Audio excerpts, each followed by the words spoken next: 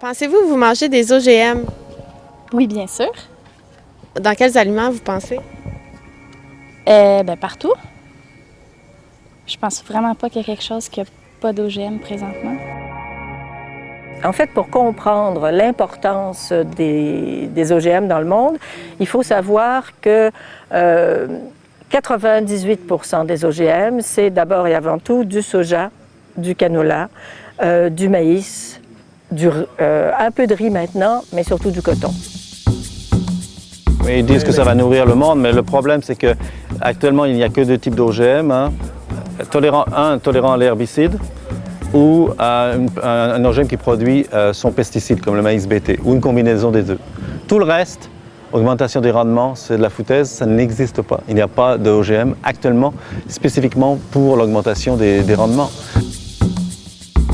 La progression des OGM est telle à l'échelle du monde actuellement que si on n'en arrive pas collectivement à stopper cette progression, même le bio, d'ici quelques années, ce ne sera plus vraiment possible.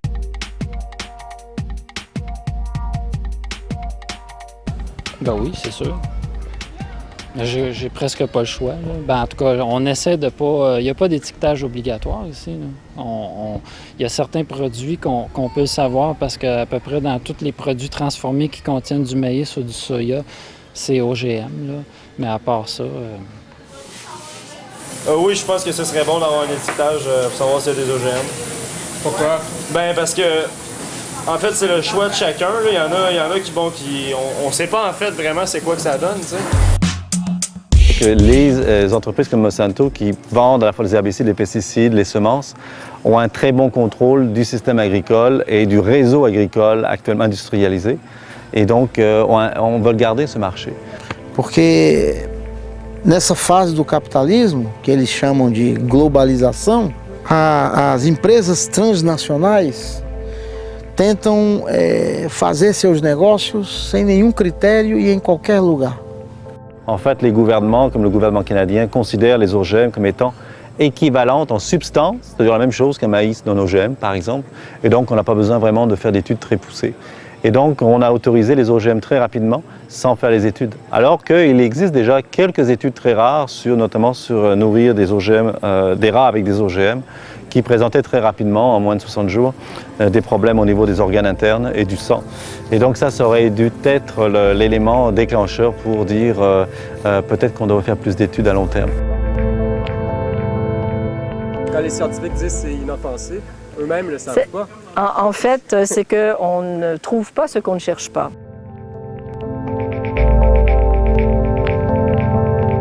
Il y a très peu d'études rigoureuses menées à moyen et à long terme sur un nombre suffisant, par exemple, de rats, pour que ce soit significatif. Et les premières études qui ont servi de base pour l'homologation à l'échelle du monde des OGM sont absolument pas sérieuses.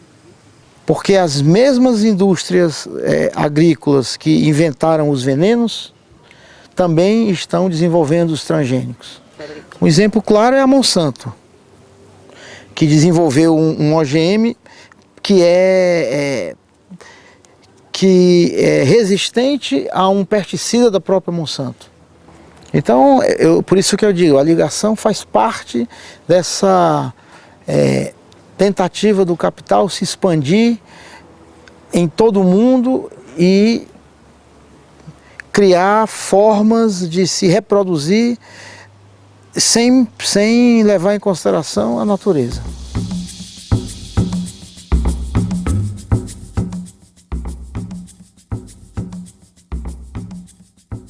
Chaque année, à chaque été, on essaie de participer à un projet de ferme d'agriculture soutenu par la communauté. Là, bon, au moins, on est sûr que là, dans les légumes, fruits qu'on a avec cet agriculteur-là, bon, on n'a pas d'OGM. Les alternatives sont premièrement, retourner à une agriculture qui est moins industrialisée, parce qu'effectivement, si on va dans une agriculture industrialisée, les OGM, c'est la suite logique des herbicides et des pesticides. C'est la même logique, c'est les mêmes entreprises, c'est la même logique. Mais il va falloir aussi que les politiques publiques arrêtent de financer l'agriculture industrialisée. C'est complètement inacceptable, par exemple au Québec, encore de donner des subventions aux pollueurs au niveau des porcheries, par exemple. Et donc c'est ça le véritable enjeu, c'est également de changer les politiques agricoles. Pour savoir qu'est-ce qui est possible de faire pour que les choses changent, il faut savoir qu'est-ce que les gens connaissent. Puis c'est sûr que les gens, on n'est jamais assez informés, mais là, c'est encourageant de voir que les gens savent un minimum.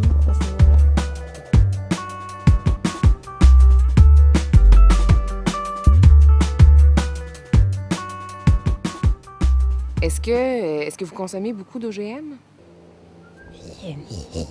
Et pourquoi j'ai-tu l'air d'avoir une gueule d'OGM? Toi, t'en manges-tu? Manges-tu des OGM? Manges-tu des OGM? Ça coûte toute la même affaire, tout le temps même pouf.